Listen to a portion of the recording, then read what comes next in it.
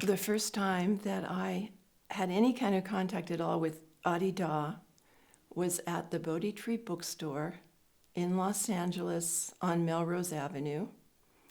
It's a spiritual bookstore and a very famous one, certainly famous in Los Angeles. And I was perusing the books, the spiritual books, as a spiritual seeker, and came across an unusual photo because it was a book called The Knee of Listening, and on the cover was an American. Now, this bookstore was mainly full of Indian spiritual teachers, and here was an American, and young. This was a young American teacher, and I think that's part of the reason I had an approach avoidance reaction to it. He was young, and he was very nice looking, and he did not look like a spiritual master at all. And there was definitely a certain sexual energy that emanated from him, and I think I was reacting to that because I had been studying Indian spirituality, and those guys were all celibates. So I didn't even pick up the book. I just looked at it and walked the other way. And just a little bit of background. I was married at the time to an attorney who is now a devotee. And he was a junior partner in one of the most prestigious law firms in Los Angeles. He was really up and coming, and we had a great life. We had a 5-bedroom, 2-story Victorian house right on the beach in Santa Monica. We had a sailboat. It was a good life, but there was still that seeking. I taught yoga because I didn't have to work, of course, and I loved yoga, and it brought me into all this spirituality. And going to the Bodhi Tree bookstore was entertainment for us. That's one of the ways we entertained ourselves. So over the months, I had several contacts with Adi Da in that way. I would see that book, and I think the second time I picked it up and I looked at the photo on the back, which was the same kind of photo, had the same reaction to it, put the book back. In fact, I never bought that book, but I just kept looking at this photo. And the next thing that happened, I taught yoga on Larchmont Boulevard in this very classy yoga studio. And at one of the classes, a young man came, and he was wearing yellow pants and a yellow tunic, which I knew at the time was the sign of brahmacharya, or single celibacy as it was practiced in India. He was an American.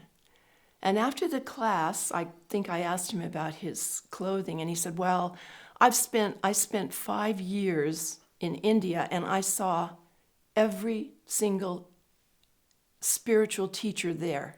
I sat with all of them. But the highest being that I have ever come across is over on Melrose Avenue. His name is Franklin Jones. And it's just like I got chills all over my body. And I said, well, what made you think he was the highest being? And he said, well, I sat with him in meditation, and he opened every single chakra in my body and completely opened my head. And I had never had that happen. So that definitely tweaked my interest. And I started looking further into it. And Michael and I went to a slideshow, which was the first thing that you did to approach. And it was, okay, this seems pretty good. I wasn't sold, but it seemed pretty good. And I continued to approach. And the next thing that occurred is I was told that I needed to have an interview. So I went in, and at that time, it was a very interesting time because they had only the Melrose bookstore. They didn't have the La Brea Avenue ashram yet. It was just this little place on Melrose. And my interviewer was a lady with big hair named Marcia Cohen. And I bring up her name because she is still my dear heart sister, and I love her completely and still have a lot of contact with her. So it was a good match. I felt really comfortable with her. And I think it was like probably my first interview. She said, well, Franklin, because his name was Franklin Jones at the time, Franklin is in India. So when I first approached, it was interesting. Only Melrose. The only book was The Knee of Listening. Franklin had gone to India. And The Method of the Siddhas was just about to come out. And I think my second interview with Marcia, Franklin was still in India. She said, you need to buy this book and read it. So I did. And she said, he's changed his name. He's no longer to be called Franklin. He wants us to call him Bubba. His name is Bubba Freejohn. Now that was another thing that kind of put me off. Bubba. I don't know. I couldn't see calling my spiritual master Bubba. It just didn't quite gel with me.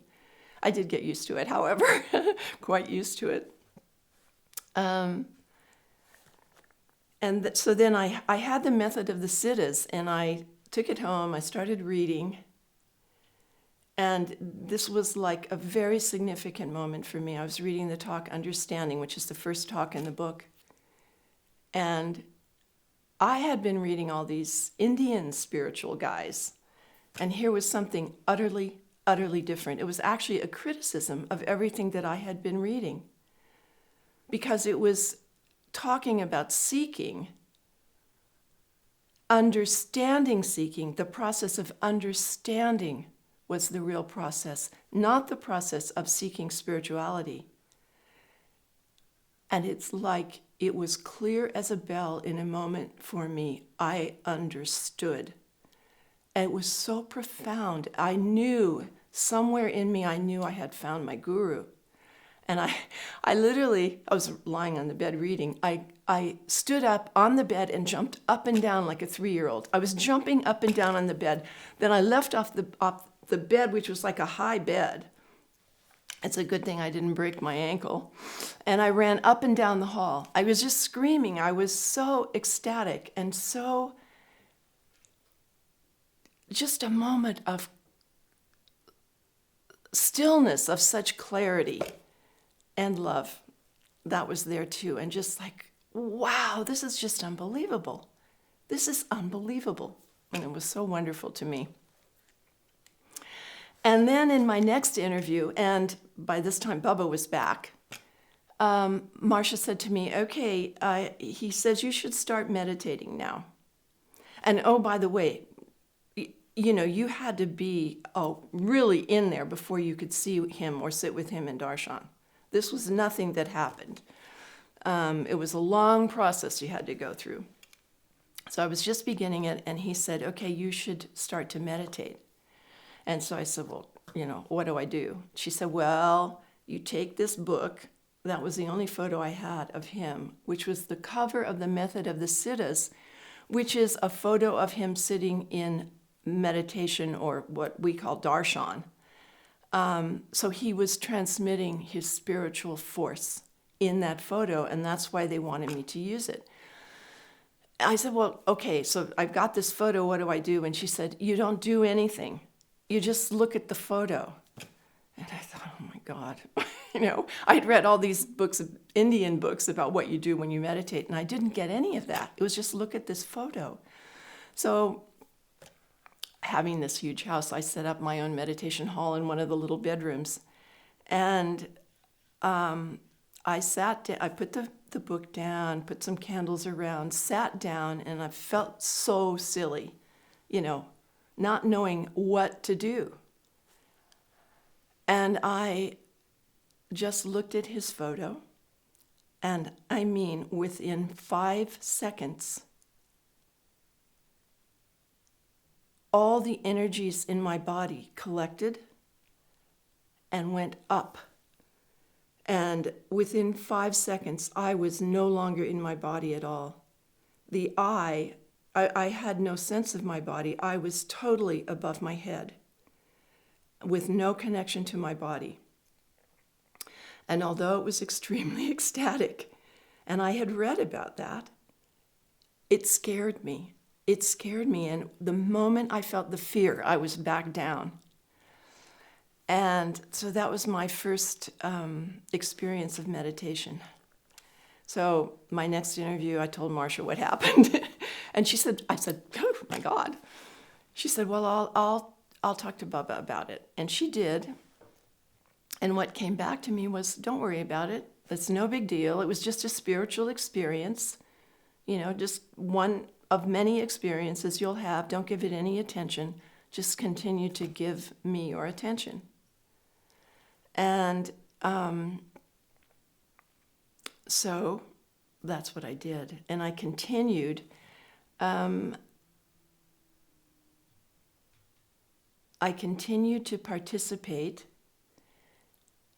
And I think the next really memorable event for me was a Leela or a story that I call the Great Salt Debate.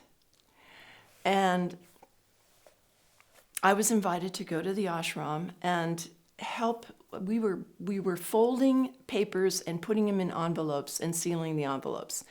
And everyone was there that were the students. For example, Stefan, who is now one of my closest friends, was there. Hal was there. Marcia was there. So Nina was there. So many of my friends were there, but I didn't know them at all. And I was the only one there who wasn't fully a student. So I felt kind of awkward, and I'm kind of like, in a way, standing back and watching everything. And these people were full of love, and that was really, really neat. And they made me feel completely welcome and comfortable. So we're folding and folding and folding. And about noon, Stefan said, I'm getting hungry. I'm going to go across the street to the health food store and get some food for us. So he went across to buy food. Well, at that time, and one of the things that I had to do to become a student was to take on all the disciplines. And at that time, it was so incredibly disciplined. Even we as students now could not believe that discipline. I mean, you weren't allowed to have any salt. It was so strict, totally vegetarian, fasting, all kinds of incredible disciplines. And so Stefan came back with the food for all these disciplined people. He said, well, I got bread and cheese. And I thought I could just make us sandwiches. Well, Hal's there next to him. And Hal grabs the bread and he looks at it and he goes, this has salt in it. We can't have this bread.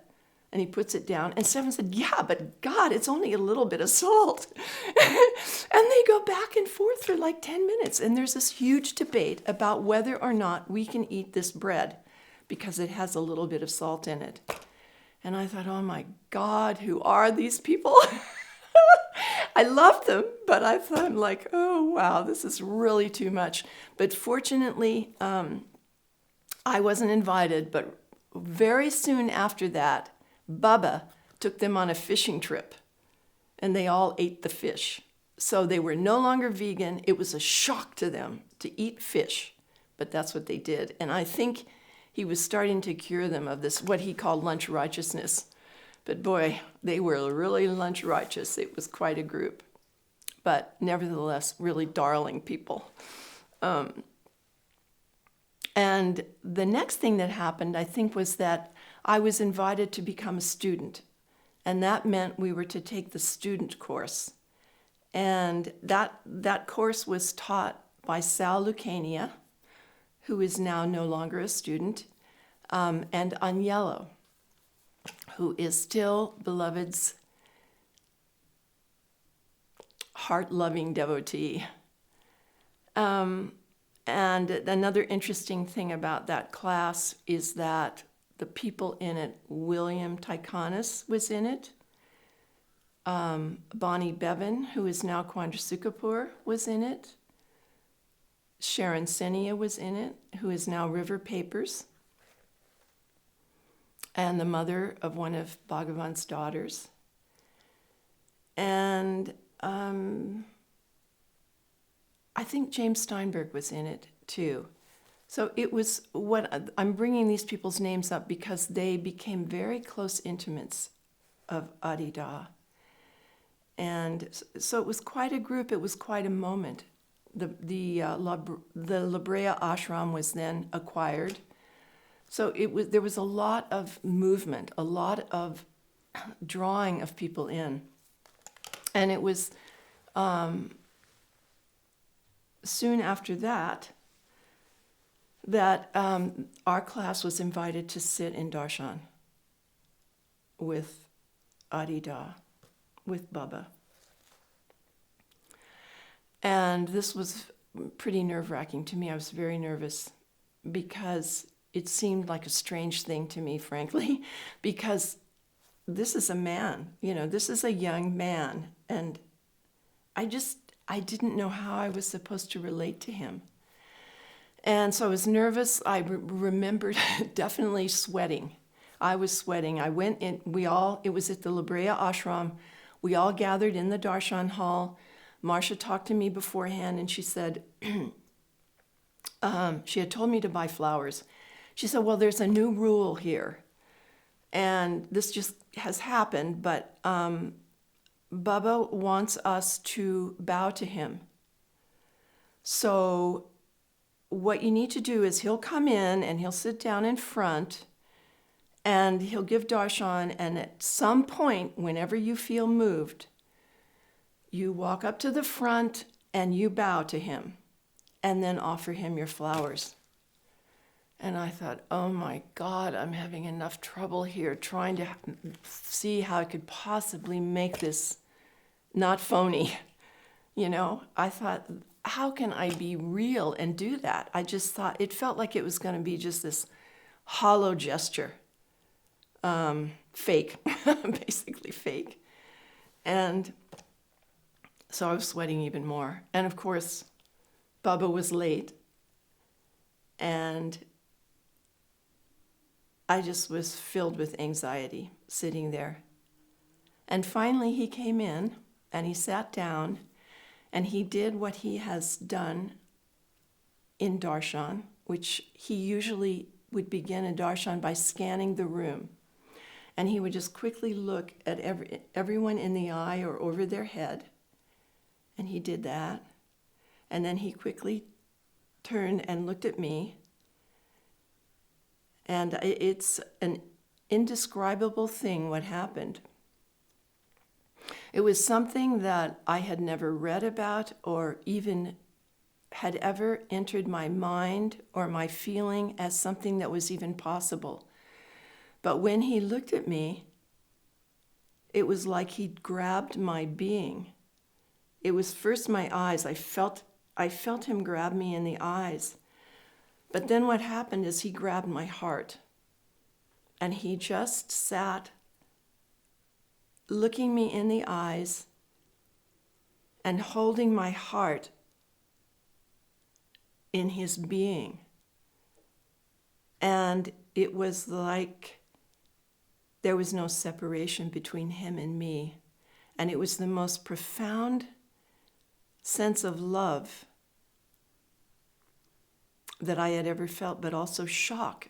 At the same time, I could feel a shock of how could this possibly happen? How could this being do this? How could this being acquire my heart like this? And after a while, he looked away and then looked at everyone else in the room. And I very quickly took my flowers and took them to his feet, and without any self-consciousness whatsoever, I bowed at his feet. And I suppose that's when I became his devotee. It was irrevocable at that point. And later that day, another thing happened, which was almost almost equally as momentous, and that is we spent the day with him, kind of. I think we might have gone to Sal Lucania's house and had lunch together, but then we came back to the ashram, and we were sitting in the same room. I was at the back of the hall then, and he was sitting on his chair in the front, and he began to give the talk, which later became the 3 dharmas. And in this talk, he compared himself to Jesus of Galilee, Krishna, and I knew who Krishna was because I had done enough spiritual reading, and the Buddha. And I'm going, I mean, even after that event, I'm going, oh my God, he's comparing himself to Jesus. And I had been raised kind of as a Christian, an informal kind of Christian, the Easter Sunday kind of Christian. But still, it's just like, how could he possibly be saying this? How could a person compare themselves to Jesus or Krishna or Buddha? That was my first thought. And my second thought was utterly overwhelming. I know this is true. My whole heart, I knew that what he was saying was completely true. And he said, and I'm going to carry on those 3 dharmas. And in other words, he was saying his realization, his teaching would go beyond those 3 greatest beings. And I knew it was true, and it was unbelievable. I'm in the back, wow. I didn't say it out loud, but I couldn't believe what I believed and what I knew, what my heart knew was true. So that day cemented it for me. And after that, then he knew he could deal with me. That's how he does it with his devotees. It's like there was a sign on his desk at the time, dead gurus can't kick ass. And that's what he did and continued to do all the years that we knew him. And of course now we're, as difficult as it was at times, we're so utterly grateful for it. But I wasn't prepared for this. I never seen him. Everything, it was kind of interesting in the ashram, the love that people shared. It was a very blissful time. Everyone was so loving, and he was so loving. And so that's what it all seemed like to me. And then one night I was invited to come to the ashram because I think he was going to give darshan or something. Anyway, I was invited to come. And Patricia Morley, who was a very, very close intimate of his, and his executioner, she met me at the door and she said, Bubba has a few things he wants to say to you. So we went into her office and sat down, and I don't know if she was reading notes to me or if she just remembered what he'd said, but she told me, Bubba says that you are in conflict. You are in conflict because your husband is not participating in this. You are here as his student, but your husband isn't, and it is creating a conflict in you. And because of that, it's no longer appropriate for you to come here. He wanted me to basically dissociate from the group, from him, and just go back to my life. And he said, as soon as you're ready, you can come back. But for me, I had no idea when that would happen because I wasn't in control of the conflict. In fact, I wasn't even that aware of it. It didn't seem like that big a deal to me. Well, of course, I'm sorry my husband's not participating, but hey. But I was not allowed to go back. I was separated from him. And then Patricia said, well, he's inviting you to sit with the group tonight. So I got to go in. We were all sitting in the darshan hall, and he came in. And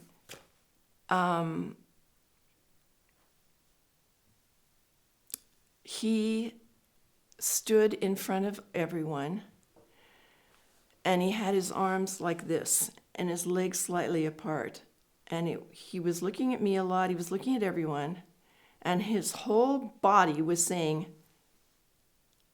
I'm the guru, you're the devotee. And it was like the force coming out of him. And it seemed like he was like 10 feet tall. He seemed enormous. And this was very interesting to me because the first time that I actually laid eyes on him was, before I actually even started participating in the study group. And what happened that day was I had come for an interview with Marcia, and she gave me an apple. This is prasad. This is a gift from the guru to you. I took the apple, was leaving the ashram on my way home, got in my little VW north of the La Brea ashram and was going south on La Brea toward the I-10 to go home to Santa Monica. I'm eating my apple, and I looked off to the side, and there is Bubba standing with his back to me with Nina and Patricia on either side, and they were looking at a photo or something in the window of the ashram. And what struck me about it was it was shocking to me because he was so much smaller than I expected him to be. I'd never seen him before, and he looked like a boy.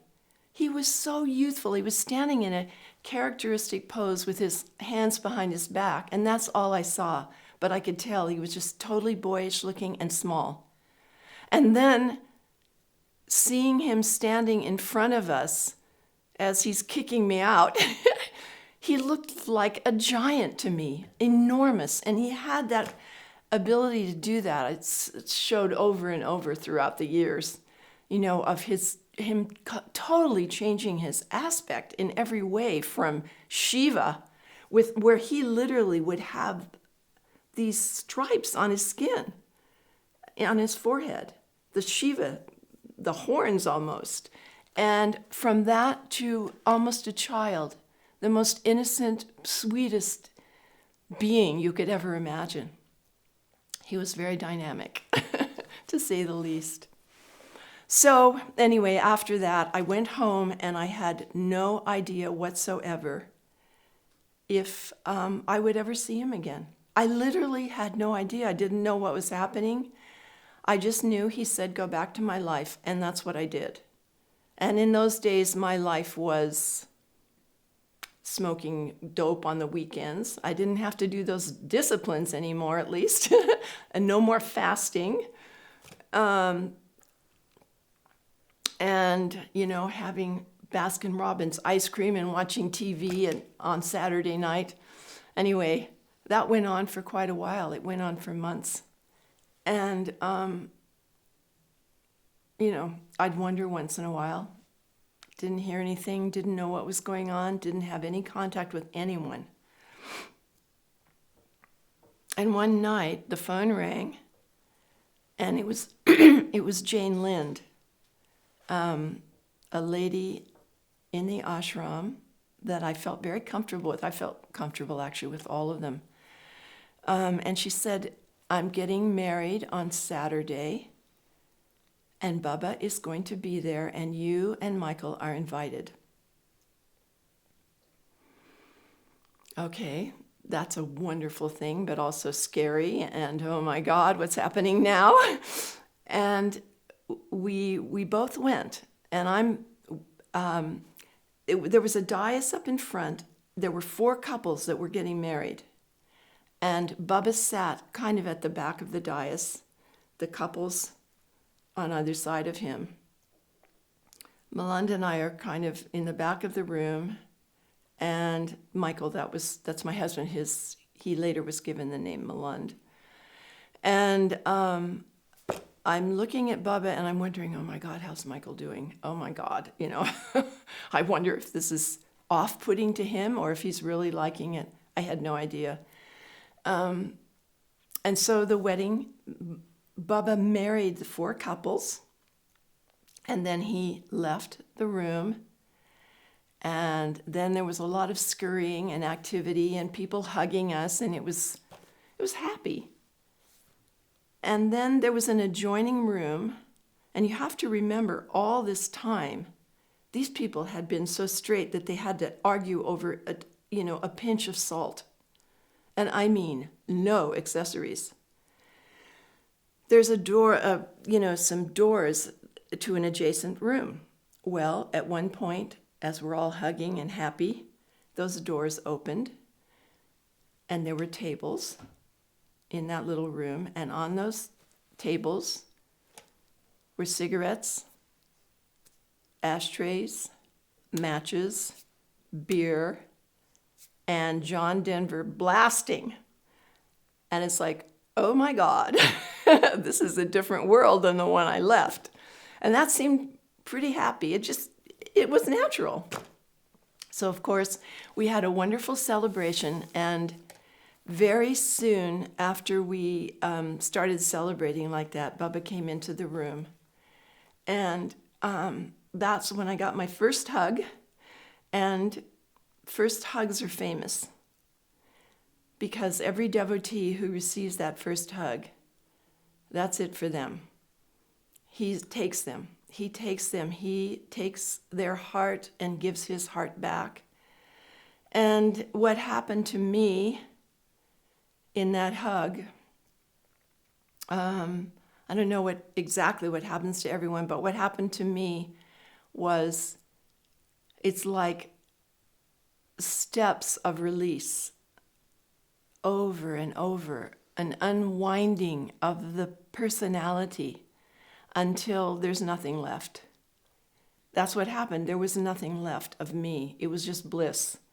And I have this feeling that's what happens to everyone in their first hug. That was mine. It was the most blissful, loving thing imaginable. And then he turned to Michael and gave Michael his first hug. And we just celebrated all afternoon listening to John Denver. And then we left. And all weekend long, we were doing a lot of errands for some reason in our little VW. And every time we turned on the radio, and this did not happen 5 times. This happened 20, 30 times. Every time we turned on the radio, it was John Denver. And we're going, oh, wow, this is a sign. This is too much. We were so ecstatic. It was like we're out in the world, it's all ordinary, and yet we are so happy. A kind of happiness that I don't think either one of us had ever known. I know I had never known that kind of ordinary happiness, just joy. It was so wonderful. And we heard soon thereafter that he was moving to a place called Persimmon, that the ashram had acquired I don't know what we called it then, some property. We had acquired property where the ashram was going to move so that he could work more freely. And the place was called Persimmon. And we were told that the wedding was the last time he was going to be in LA, and they were all moving to Persimmon. And it was like, oh, that's too bad. Or is that good? We didn't know. And then we got a call that we were invited to move to San Francisco. All the devotees, there were a few chosen ones who were invited to live on Persimmon, but everyone else was to live in San Francisco and work to help support the ashram. And so we were invited to move to San Francisco. And I said to Michael, now you have to remember he's a junior partner in this like top LA law firm. It was a huge deal. And I thought, oh God. And I just looked at him and I said, I'll never forget it. He was sitting on the other side of the kitchen table. I said, I have to go. I said, whether or not you go, I have to go. And I always felt a little guilty about that, but I talked to him about it recently, and he said, that was a great moment for me. He said, in that moment, I knew I had to go too. And it wasn't because of me. So we went up to San Francisco. We got an apartment, and that very same weekend was our first trip to Persimmon. So we went up to San Francisco. We found an apartment there. It was really cute. I was really looking forward to living there. And that weekend, also that night, was our the first time that we went to Persimmon. And that is when our lives changed completely. Everything changed that weekend.